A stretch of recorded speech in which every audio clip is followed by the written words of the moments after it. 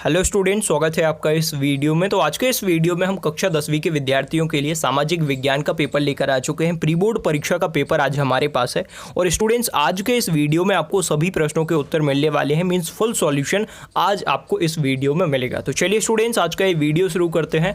और अगर आप हमारे इस चैनल पर पहली बार विजिट कर रहे हैं तो सबसे पहले आप चैनल को सब्सक्राइब कीजिए और बेल आइकन को प्रेस करके ऑल पर सेट कर लीजिए, ताकि जब भी हम वीडियोस अपलोड करें तो सबसे पहले आपके पास नोटिफिकेशन पहुंच जाए।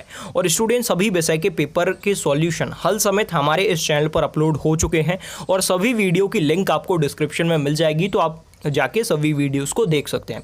तो सबसे पहले आप यहाँ पे देख सकते हैं बच्चों, यहाँ पे कुछ निर्देश दिए गए हैं जिनको आप रीड कर सकते हैं। इसके बाद देखिए, यहाँ से पहला प्रश्न शुरू हो जाता है, सही विकल्प चुनिए। तो बच्चों यहाँ पे आपको सही विकल्प चुनकर लिखना है। और सबसे पहला जो प्रश्न है, भारत का 90% रबर उत्पादक राज्य है। तो बच्चों कौन सा राज्य है? केरल है। तो यहाँ पे जो ऑप्शन आ वाला है ये आपका सही उत्तर हो जाएगा, केरल। इसके बाद दूसरा प्रश्न देखिए, हड़प नीति किस गवर्नर जनरल ने चलाई थी? तो किस गवर्नर जनरल ने चलाई थी? तो बच्चों इसका करेक्ट आंसर हो जाएगा लॉर्ड हडहौजी। क्या हो जाएगा? लॉर्ड डलहौजी। हड नहीं, डलहौजी। इसके बाद तीसरा प्रश्न देखिए, जलियांवाला बाग कहाँ है? तो बच्चों जलियांवाला बाग अमृतसर में है, आप सभी को पता होगा। उत्तर सा वाला आपका करेक्ट हो जाएगा। इसके बाद अगला प्रश्न देखिए, चौथा प्रश्न, नागरिकों के मूल अधिकारियों का रक्षक कौन है? नागरिकों के मूल अधिकारियों का रक्षक कौन है बच्चों? तो इसका सही उत्तर हो जाएगा आपका न्यायपालिका। न्यायपालिका आपका सही उत्तर हो जाएगा। इसके बाद पांचवा प्रश्न देखिए, निम्न में से कौन सा भारत, देखिए निम्न में से कौन सा भारत में जनसंख्या विस्फोटक का कारण है? अब जनसंख्या विस्फोटक का कारण क्या है बच्चों? यहाँ पे सबसे पहला ऑप्शन देखिए, आतंकवाद ये भी नहीं है, शरणार्थी समस्या ये भी नहीं है, जातिवाद ये भी नहीं है। तो शिक्षा का अभाव सबसे बड़ा यहाँ पे कारण है इस समस्या का। इसके बाद आगे बढ़ते हैं बच्चों, रिक्त स्थान आ चुके हैं, रिक्त स्थानों की पूर्ति अब हमें करना है। फिल इन द ब्लैंक्स आ चुके हैं। तो सबसे पहला प्रश्न यहाँ पे दिया गया है, उग्र राष्ट्रवाद के जनक। हेलो स्टूडेंट्स, पढ़ाई में डाउट आते हैं तो घबराइए मत, सबका सॉल्यूशन है डाउटनेट। अगर आप भी किसी सवाल में अटक गए हैं, सॉल्व नहीं हो रहा है, तो आपको बस उस क्वेश्चन का फोटो लेना है और क्रॉप करना है और 5 सेकंड के अंदर आपको वीडियो सॉल्यूशन मिल जाएगा। फिर चाहे आपका क्वेश्चन होमवर्क का हो, CBSE board, UP board, Bihar board, Maharashtra या फिर अदर बोर्ड का हो, चाहे आईआईटी, जेईई, नीट या फिर क्लास 6 से लेकर क्लास 12 का हो, सबका जवाब मिलेगा डाउटनेट ऐप पर। कोई भी सब्जेक्ट हो जैसे फिजिक्स, केमिस्ट्री, मैथ्स, बायोलॉजी, आपके सभी सवालों का जवाब मिलेगा डाउटनेट ऐप पर। साथ ही डाउटनेट ऐप पर आपको पढ़ाएंगे कोटा की बेस्ट फैकल्टी जैसे जीबी सर, एनजे सर, आकांक्षा मैम, प्रिंस सर जैसे टॉप टीचर। यानी कि अब पूरी पढ़ाई होगी डाउटनेट ऐप पर। और स्टूडेंट्स, 3 करोड़ से ज़्यादा स्टूडेंट्स डाउटनेट ऐप के साथ जुड़ चुके हैं, तो आप भी जाइए गूगल प्ले स्टोर से डाउटनेट ऐप को डाउनलोड कीजिए। टेस्ट थे। तो उग्र राष्ट्रवाद के जनक कौन थे बच्चों? यहाँ पे बाल गंगाधर तिलक। तो यहाँ पे बाल गंगाधर तिलक आपको लिख देना है इस तरीके से, बाल, इसके बाद लिखना है गंगाधर, इस तरीके से गंगाधर तिलक यहाँ पे आपको लिख देना है। चलिए आगे बढ़ते हैं। यहाँ पे दूसरा प्रश्न देखिए, भारत में मत अधिकार की आयु खालिस्तान वर्ष है। तो कितनी है बच्चों? मत अधिकार की आयु है 18 वर्ष। तो यहाँ पे 18 आपको लिख देना है। इसके बाद अगला देखिए, तीसरा प्रश्न, प्राचीन काल में भारत को डैश कहा जाता था? तो प्राचीन काल में बच्चों भारत को क्या कहा जाता था? तो यहाँ पे देखिए, सोने की चिड़िया कहा जाता था। इसके बाद अगला प्रश्न देखिए, चौथा, आर्थिक विकास एक यहाँ पे खालिस्तान प्रक्रिया है। तो देखिए, आर्थिक विकास एक बच्चों अनावरत प्रक्रिया है। इसके बाद अगला देखिए यहाँ पे, तो यहाँ पे देखिए इतने प्रश्न हो चुके हैं। इसके बाद यहाँ पे देखिए पांचवा प्रश्न जो दिया गया है, देखिए, दूर संचार के माध्यम से वस्तुओं का क्रय विक्रय करना डैश कहलाता है? तो क्या कहलाता है बच्चों? Tele marketing. टेली मार्केटिंग आपको लिख देना है इस प्रकार से, सबसे पहले टेली आप लिखेंगे, इसके बाद मार्केटिंग यहाँ पे आपको लिख देना है।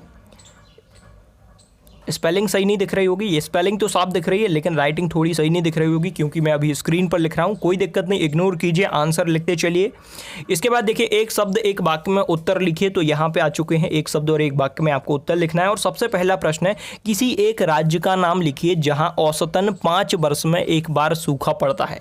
तो ऐसे बच्चों बहुत सारे राज्य हैं, जैसे कि पश्चिम बंगाल हो गया, मध्य प्रदेश भी हो गया अपना, केरल, बिहार। तो 4 राज्य के नाम मैंने आपको बता दिए हैं। आप कोई एक राज्य यहाँ पे लिख सकते हैं, मध्य प्रदेश ही लिख देना।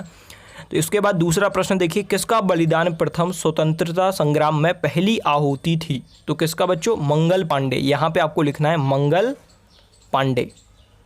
मंगल पांडे आपको लिख देना है। इसके बाद तीसरा प्रश्न देखिए बच्चों, यहाँ पे भारत में बेरोजगारी के कितने प्रकार हैं? तो बेरोजगारी के बच्चों यहाँ पे 2 प्रकार हैं। सबसे पहला हो गया आपका ग्रामीण और दूसरा हो गया शहरी। तो यहाँ पे आपको लिखना है सबसे पहले ग्रामीण बेरोजगारी, इसके बाद लिखना है शहरी बेरोजगारी। चलिए आगे बढ़ते हैं। इसके बाद चौथा प्रश्न देखिए, राष्ट्रीय आय की गणना में एक वस्तु का मूल्य कितनी बार गिना जाता है? तो बच्चों देखिए कितनी बार गिना जाता है? एक ही बार गिना जाता है। इसके बाद पांचवा प्रश्न देखिए, सूचना का अधिकार भारत सरकार के द्वारा किस वर्ष, यहाँ पर राज्य नहीं किस वर्ष बनाया गया? तो सूचना का अधिकार बच्चों 2005 वर्ष में बनाया गया है। तो 2005 आपको लिख देना है, वर्ष 2005 में। इसके बाद आगे बढ़ते हैं। यहाँ पे चौथा प्रश्न सही जोड़ी बनाइए, तो आ चुकी हैं, इनको देखेंगे अब हम। तो सबसे पहले देखिए भू शिखर सम्मेलन। तो भू शिखर सम्मेलन को आप मिलाएंगे लास्ट से रियो डी जेनेरो, लास्ट वाले से 5वें से। इसके बाद तात्या टोपे की फांसी, तो बच्चों इसको आप मिलाएंगे चौथे से 1859। इसके बाद तीसरा है लोकसभा सदस्य संख्या, तो इसको आप मिलाएंगे पहले से 545।